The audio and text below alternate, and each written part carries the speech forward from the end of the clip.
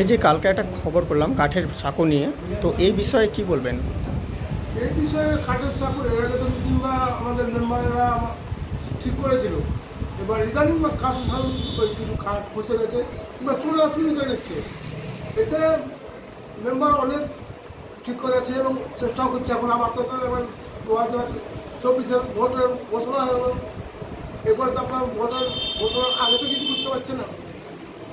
গ্রামের সিং আমরা জানি যতটুকু করেছে আমাদের মমতা ব্যানার্জি সরকার হিসেবে, আগে করেনি। 34 বছর বামপন ছিল, তো কিছু কিছু লাল মাটি পড়েছিল, তাছাড়া ঢালাই সব কিছু হয়নি।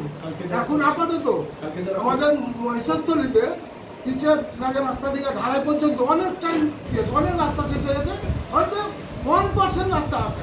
কালকে যারা বক্তব্য দিয়েছে ওরা কথা বলে না, ওরা পার্টির কোনো কিছু বুঝেও না, আর সিপিএমের দালালি করে। তবে ওরা বলছে, কালকে যারা বক্তব্য দিয়েছে তারা বলছে যে এখানকার কাঠ নাকি খসিয়ে নিয়ে বিক্রি করা হচ্ছে। এই নিয়ে কি বলবেন? আমরা গ্রামীণ হিসেবে আমরা কোনো দেখতে পাইনি, বুঝতে পারিনি।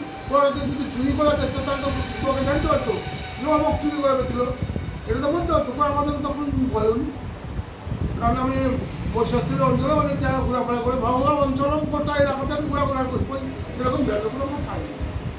ঠিক আছে, আপনার নাম? আমার নাম সুরাবুল ইসলাম। আপনার বাড়ি পড়ছে? বাড়ির রমনা।